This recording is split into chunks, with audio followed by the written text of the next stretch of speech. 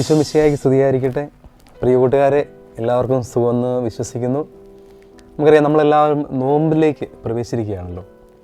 ഈ നോമ്പ് കാലത്ത് നമുക്ക് വളരെയേറെ പ്രസംഗങ്ങളും നല്ല നല്ല സുവിശേഷ ഭാഗങ്ങളൊക്കെ നമ്മൾ റിഫ്ലക്റ്റ് ചെയ്യുന്ന ഒരു കാലഘട്ടമാണ്. ഈ ഒരു കാലഘട്ടത്തിൽ എനിക്ക് നിങ്ങളോട് പറയാം, നമുക്ക് എങ്ങനെ ഈ നോമ്പ് കുറച്ചുകൂടെ അർത്ഥവത്തായിട്ട് നമുക്ക് നോമ്പ് കാലത്തെ സ്വീകരിക്കാൻ പറ്റും, കുറച്ചുകൂടെ നമുക്ക് എങ്ങനെ തമ്പുരാനെ അടുക്കാൻ പറ്റും എന്നുള്ള ഒന്ന് രണ്ട് കാര്യങ്ങളെക്കുറിച്ച് പറയാൻ ആഗ്രഹിക്കുകയാണ്. നമുക്കറിയാം, ശരിക്കും പറഞ്ഞാൽ സഭയുടെ ഒരു സെറ്റപ്പിലാണ് ഈ നോമ്പൊക്കെ വരുന്നത് അല്ലേ. ദൈവത്തോട് ചേർന്ന് ജീവിക്കുമ്പോൾ നമുക്ക് സഭയെ അവോയ്ഡ് ചെയ്യാൻ പറ്റത്തില്ല, സഭയോട് ചേർന്നിരിക്കേണ്ടി വരും. അപ്പോൾ സഭയുടെ ഒരു ബോധ്യപ്പെടുത്തലാണ് ഈ നോമ്പ് കാലഘട്ടം. നോമ്പിൽ എങ്ങനെ നമ്മൾ ജീവിക്കണം, ഈ നോമ്പിലൂടെ നമുക്ക് എന്താണ് നമുക്ക് ദൈവം നേടിത്തരുന്നത് എന്നുള്ളത്. അത് വേറെ ഒന്നുമല്ല, അവനോട് കൂടെ ആയിരിക്കാനുള്ള കുറേ ടിപ്സുകൾ നമുക്ക് നോമ്പ് കാലത്ത് അവിടെ നിന്ന് ഇവിടെ നിന്നെല്ലാം കിട്ടുകയാണ്. അതിൻ്റെ ഭാഗമായിട്ട് ഇപ്പം നിങ്ങളോട് എനിക്ക് ഷെയർ ചെയ്യാൻ ആഗ്രഹിക്കുന്നത്, നമുക്കറിയാം ഈശോയുടെ 12 ശിഷ്യന്മാരിൽ നമ്മളെപ്പോഴും കാണുന്ന, നമുക്ക് ഏറ്റവും കൂടുതൽ ഇഷ്ടമുള്ള, കുറച്ചുകൂടെ മനുഷ്യ മനസ്സിനെ പിടിച്ചു കുലുക്കിയ ഒരു അപ്പസ്തോലൻ എന്ന് പറഞ്ഞാൽ വേറെ ആരും ആയിരിക്കില്ല, പത്രോസ് തന്നെ ആയിരിക്കില്ലേ. പത്രോസിൻ്റെ ജീവിതത്തിൽ എങ്ങനെ പത്രോസ് ദൈവികമായിട്ട് ദൈവത്തെ അത്രമാത്രം ക്രിസ്തുവിനെ സ്നേഹിക്കാൻ സാധിച്ചു എന്നൊരു ചോദ്യങ്ങൾ ഞാനിങ്ങനെ എൻ്റെ മനസ്സിൽ എപ്പോഴും ചിന്തിക്കുമായിരുന്നു. അപ്പോൾ അതിന് എനിക്ക് ഉദാത്തമായ ഒരു ഉദാഹരണമായിട്ട് നമ്മൾ ബൈബിളിൽ കാണുന്നത്, പത്രോസ് എങ്ങനെ കർത്താവിനെ കൂടെ എത്രമാത്രം സ്നേഹിച്ചു, കർത്താവിനെ എത്രമാത്രം ഉൾക്കൊള്ളാൻ പറ്റി എന്നുള്ള ഒരു ചിന്തയാണ് ഞാൻ ഈ വചനത്തിലൂടെ നിങ്ങളോട് പങ്കുവയ്ക്കാൻ ആഗ്രഹിക്കുന്നത്. അത് ഇപ്രകാരമാണ്. അത് യോഹന്നാന്റെ സുവിശേഷം 21-ാം അധ്യായം 15 മുതലുള്ള വാക്യങ്ങളിൽ നമ്മൾ കാണുന്നുണ്ട്. പത്രോസിനെ കർത്താവ് ചോദിക്കുന്നുണ്ട്. ഓരോ നിമിഷം പത്രോസിൻ്റെ അടുക്ക പോയിട്ട് ഈശോ ചോദിക്കുന്നുണ്ട്, പത്രോസെ, നീ എന്നെ എല്ലാവരെക്കാൾ അധികമായിട്ട് സ്നേഹിക്കുന്നുണ്ടോ? നമുക്കറിയാം, പത്രോസിൻ്റെ ബാക്ക്ഗ്രൗണ്ട് നമുക്കറിയാം. പത്രോസ് വള്ളവും വലയും ഒക്കെ ഉപേക്ഷിച്ചിട്ട് ഈശോയെ അനുഗമിച്ച ഒരു ചെറുപ്പക്കാരനാണ്. അപ്പം ഇത്രമാത്രം ത്യാഗം സമർപ്പിച്ചിട്ട് കൂടിയും താൻ ആർക്ക് വേണ്ടി ജീവിച്ചോ ആ വ്യക്തി വീണ്ടും അയാളോട് ചോദിക്കണം, എന്ത്, നീ എന്നെ സ്നേഹിക്കുന്നോ? അതിനകത്തൊരു സെൻസ്, അതിനകത്ത് സംതിങ് ഒരു ചിന്തിക്കാനില്ലേ? കാരണം ക്രിസ്തുവിൻ്റെ കൂടെ നമ്മൾ ജീവിച്ചാലും ക്രിസ്തുവിന് ഒരു കാര്യം നമ്മളോട് ചോദിക്കാനുണ്ട്. എന്താണ്? Do you love me more than everything, anybody എന്നൊക്കെ ചോദിക്കുന്നുണ്ട് ഈശോ. അപ്പോൾ ഇതിനുള്ള ഉത്തരം എന്താണ് നമുക്ക് കൊടുക്കാനുള്ളത്? ശരിക്കും നോമ്പിൻ്റെ ഒരു പൂർത്തീകരണം എവിടെയാണ് വരേണ്ടത്? എൻ്റെ കർത്താവിനുള്ള സ്നേഹത്തിൽ പോയി ഇതാരും കാണിക്കാനുള്ള പ്രവൃത്തിയല്ല. ഞാൻ ഈ നോമ്പ്, ചിലർ പറയും നോമ്പെടുക്കുന്നതുകൊണ്ട് എനിക്ക് പല പല കാര്യങ്ങൾ നേടാൻ പറ്റും.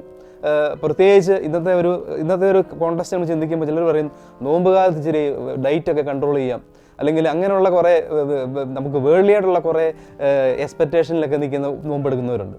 പക്ഷേ ഇതൊക്കെയാണ് നോമ്പെന്ന് പറയുന്ന യഥാർത്ഥം എന്താണ്? ക്രിസ്തുവിലൂടെയുള്ള ഒരു സഞ്ചാരം തന്നെയല്ലേ നോമ്പ്. അപ്പം പത്രോസിൻ്റെ ഈ ഒരു ഓർമ്മപ്പെടുത്തൽ നമ്മൾ ചിന്തിക്കണം. പത്രോസ് ഇത്രമാത്രം ദൈവത്തെ സ്നേഹിച്ചിട്ടും തമ്പുരാന് വേണ്ടി ജീവിതം സമർപ്പിച്ചിട്ടും ഈശോ പത്രോസിനോട് ചോദിച്ച ചോദ്യമാണ്, പത്രോസെ, നീ എല്ലാവരെക്കാളും അധികമായിട്ട് എന്നെ സ്നേഹിക്കുന്നുണ്ടോ? ഈ ചോദ്യം നമ്മളോട് ചോദിക്കത്തില്ല ഈശോ. എന്തുത്തരം നമുക്ക് പറയാൻ പറ്റും? അപ്പം ഇവിടെയാണ് പത്രോസിനോട് ചോദിച്ച പത്രോസിൻ്റെ ഉത്തരം എന്തായിരുന്നു? പത്രോസ് പറഞ്ഞതാണ്, കർത്താവെ, ഞാൻ അങ്ങയെ സ്നേഹിക്കുന്നുണ്ടെന്ന് അങ്ങേക്ക് അറിയാമല്ലോ.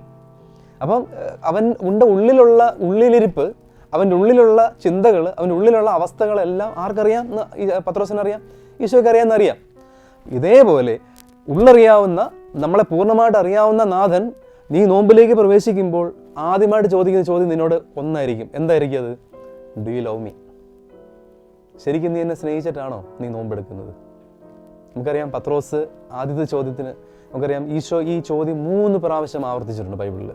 ഞാൻ ചിന്തിച്ചു, എന്തിനാണ് കർത്താവ് 3 പ്രാവശ്യം? കർത്താവിന് മനുഷ്യൻ്റെ മനസ്സറിയാം, മനുഷ്യനെ സൃഷ്ടിച്ച ദൈവമാണ്. പിന്നെ എന്തിനാണ് കർത്താവ് 3 പ്രാവശ്യം ചോദിച്ചത്? അവിടെയാണ് ഒരു മനുഷ്യൻ്റെ ഫ്രീഡം, മനുഷ്യന് കൊടുത്തിരിക്കുന്ന ഫ്രീഡത്തിൻ്റെ ഏറ്റവും വലിയൊരു വെളിപ്പെടുത്തലാണ് അവിടെ. കാരണം അവൻ്റെ ഉള്ളിൽ തിന്മകളും പ്രശ്നങ്ങളും ബുദ്ധിമുട്ടുകളൊക്കെ ഉണ്ട്. പത്രോസ് ഒരുപക്ഷെ യേശുവിനെ അനുഗമിക്കുമെന്ന് പറഞ്ഞാലും അവൻ്റെ ഉള്ളിലും ദൈവത്തിന് നിരക്കാത്ത പല കാര്യങ്ങളുണ്ടായിരിക്കാം.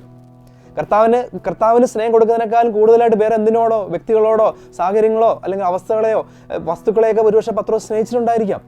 അപ്പം അങ്ങനെ ഈ ഒരു അവസ്ഥയിൽ പത്രോസിൻ്റെ ഹൃദയത്തിലോട് ഈശോ ചോദിച്ചപ്പോൾ പത്രോസിന് മനസ്സിലായി, എൻ്റെ ഹൃദയത്തിലുള്ള ഈ കുറവിനെ ഞാൻ കൺട്രോൾ ചെയ്യണം, പൂർണ്ണമായിട്ട് ഞാൻ ഈശോയെ അവിടെ കൊണ്ടിരുത്തണം, ഈശോയ്ക്ക് അധികമായിട്ട് വേറൊന്നിനും സ്ഥാനം കൊടുക്കാം, അത് ദൈവം ആഗ്രഹിക്കുന്നുണ്ട് എന്നുള്ള ആ ചോദ്യത്തിലൂടെ പത്രോസിന് മനസ്സിലായി, എൻ്റെ കർത്താവ് എന്നിൽ നിന്ന് കുറച്ചുകൂടെ ബെറ്റർ ലൈഫ് പ്രതീക്ഷിക്കുന്നുണ്ട്. ആ ഒരു ചിന്തയിൽ വീണ്ടും പത്രോസിനോട് കർത്താവ് ചോദിക്കുകയാണ്, പത്രോസ് ഉത്തരം പറഞ്ഞ ശേഷമാണ് വീണ്ടും ചോദിക്കുന്നത്, പത്രോസെ, നീ എല്ലാവരെക്കാളും അധികമായിട്ട് എന്നെ സ്നേഹിക്കുന്നു. രണ്ടാമത്തെ ചോദ്യം ചോദിച്ചപ്പോൾ പത്രോസിൻ്റെ മനസ്സ് പിടഞ്ഞിട്ടുണ്ട്. കാരണം വിട്ടുകൊടുത്തിട്ടില്ല. പത്രോസിൻ്റെ ഹൃദയത്തിൽ അപ്പോഴും കർത്താവിന് നിരക്കാത്ത, ഈശോയ്ക്ക് ഇഷ്ടമില്ലാത്ത എന്തൊക്കെയോ ഒരു ഹൃദയത്തിൽ ഒരു വിഷം ഉണ്ടായിരിക്കാം. അതുകൊണ്ടാണ് പത്രോസിന് വിഷമായത്. അപ്പം പത്രോസിനറിയാം, 1, 2 പ്രാവശ്യം ചോദിച്ച കർത്താവ് എന്നെ വിടത്തില്ല, 3, 4, 10, 15 പ്രാവശ്യം ചോദിക്കുന്നുള്ള കാര്യം പത്രോസിന് അറിയാമായിരുന്നു. അങ്ങനെ പത്രോസ് 3ാമത്തെ ചോദ്യത്തിന് മുമ്പിൽ തീരുമാനമെടുത്തു. എൻ്റെ കർത്താവിൻ്റെ മുമ്പിൽ അടുത്ത ചോദ്യം പറയുമ്പോൾ എൻ്റെ ഹൃദയത്തെ പൂർണ്ണമായി വിശുദ്ധമാക്കിക്കൊണ്ട് ദൈവം ആഗ്രഹിക്കുന്ന തലത്തിലേക്ക് എൻ്റെ ഹൃദയം എത്തിച്ചുകൊണ്ട് അവനെ ഞാൻ അനുഗമിക്കും എന്ന് തീരുമാനമെടുത്തു. അതെ, ആ ഒരു ചിന്ത വന്നപ്പോഴത്തേണ്ട് വീണ്ടും കർത്താവ് ചോദിക്കുന്നു, പത്രോസേ, നീ എല്ലാവരും അധികം കൂടെ എന്നെ സ്നേഹിക്കുന്നു. പത്രോസ് ചങ്ക് പൊട്ടി കരഞ്ഞിട്ടുണ്ടായിരിക്കും ഒരു പക്ഷേ. കർത്താവിൻ്റെ മുമ്പിൽ പത്രോസിന് പിന്നെ ഒന്നും പറയാനില്ല. അവിടെ പത്രോസ് തൻ്റെ ഹൃദയത്തിൽ തുറന്നു കാണി, കർത്താവെ, അങ്ങല്ലാതെ വേറെ എനിക്ക് എൻ്റെ ഹൃദയത്തിൽ വേറെ ആരുമില്ല, അങ്ങ് എൻ്റെ ദൈവമാണ്, എൻ്റെ ഹൃദയം അറിയുന്നവനാണെന്ന് പറഞ്ഞപ്പോൾ ഈശോ പറഞ്ഞൊരു വചനം എന്താണ്? പത്രോസേ, നീ എൻ്റെ കുഞ്ഞാടുകളെ മേയ്ക്കുക എന്നുള്ളതാണ്.